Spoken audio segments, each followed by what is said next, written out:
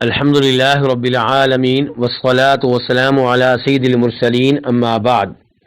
ایک بھائی سوال کرتے ہیں کہ جب کہیں پہ کوئی حادثہ ہو جائے اور اس حادثے میں کوئی فوت ہو جائے تو جو حادثے کا سبب بنا ہے اس کو سزا ملتی ہے، اس پہ جرمانہ پڑتا ہے، دیت پڑتی ہے، یا اس کو بطور قاتل قتل کر دیا جاتا ہے؟ سوال یہ ہے کہ یہ سب کچھ پہلے سے تقدیر میں لکھا ہوا ہے، یہ اللہ رب العزت کا فیصلہ ہے، تو اس کی سزا اس آدمی کو کیوں ملتی ہے جو اس میں سبب بنا ہے؟ تو گزارش یہ ہے کہ اس میں کوئی شک و شبہ نہیں کہ دنیا میں جو کچھ بھی ہو رہا ہے یہ پہلے سے اللہ رب العزت کے ہاں لکھا ہوا ہے، لیکن یہاں پہ سوال یہ پیدا ہوتا ہے کہ اللہ نے کیا لکھا ہے؟ اللہ نے وہی کچھ لکھا ہے جو انسان نے کرنا تھا۔ تو برائی کرنے والا خود انسان ہے، قتل کرنے والا خود انسان ہے۔ اللہ رب العزت نے انسان کو ارادہ دیا ہے، اختیار دیا ہے۔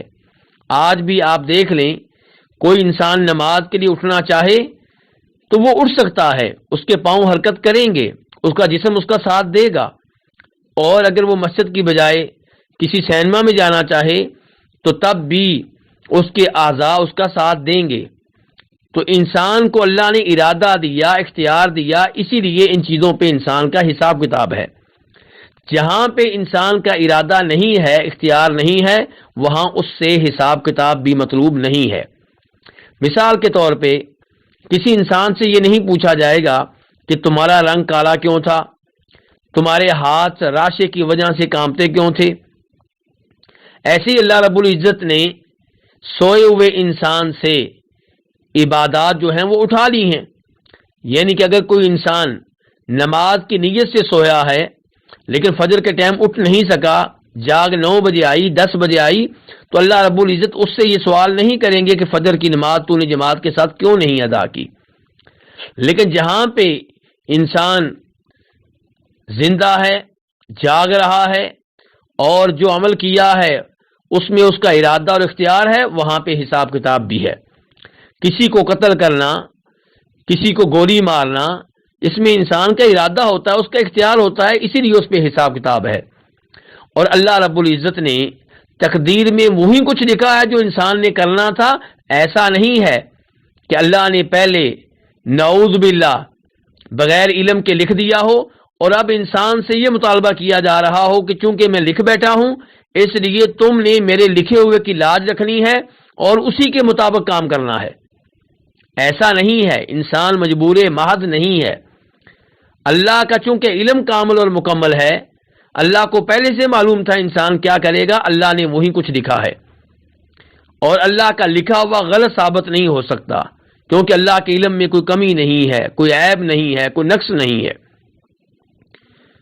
تو انسان یہ سوال اس وقت کرتا ہے جب اس سے غلطی ہوتی ہے، لیکن جب دوسرے اس کے حق میں غلطی کرتے ہیں پھر انسان یہ نہیں سوچتا۔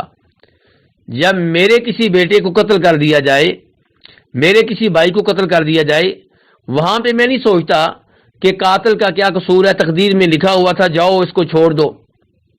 ایسے ہی کمانے کی باری آتی ہے، ملازمت کی باری آتی ہے، کاروبار کی باری آتی ہے، تو ہم اپنے بچوں کو کاروبار سکھاتے ہیں، سکول کی تعلیم دیتے ہیں، چھوٹے چھوٹے بچوں کو سردیوں کے موسم میں گھروں سے پڑھنے کے لیے نکالتے ہیں، باری باری بیگ ان کی کمر پہ لاد دیتے ہیں۔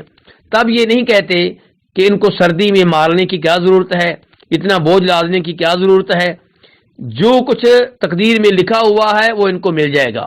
وہاں ہم کہتے ہیں ہمیں کوشش کرنی چاہیے، ہمیں محنت کرنی چاہیے، تقدیر کون سی ہمیں معلوم ہے، ہمارا کام ہے محنت کرنا، باقی اللہ پہ چھوڑ دیں۔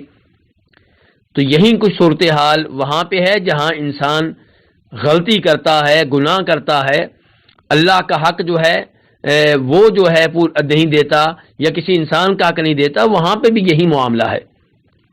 اللہ رب العزت ہمیں قرآن و حدیث پہ صحیح معنوں میں عمل کرنے کی توفیق عنایت فرمائے، اور تقدیر پہ اللہ تعالی ہمیں مجمل طور پہ مختصر طور پہ ایمان لانے کی توفیق دے اور اس کی گہرائیوں میں جانے سے اللہ تعالی ہمیں محفوظ رکھے، کیونکہ انسان کی عقل محدود ہے، وہ تقدیر کو صحیح معنوں میں سمجھ نہیں سکتا، وہ سمجھتے سمجھتے گمراہ ہو جاتا ہے۔ اس لیے ہر انسان کو چاہیے کہ تقدیر کے بارے میں قرآن و حدیث میں جو بتا دیا گیا اس پہ ایمان لے آئے اور یقین رکھے کہ اللہ نے انسان کے اوپر کبھی نہ ظلم کیا ہے نہ کبھی کریں گے۔ اللہ تو مہربان ہے، انسان کو جو سزا ملے گی اس کی اپنی غلطیوں اپنے کرتوتوں کی ملے گی۔ واللہ تعالی اعلم۔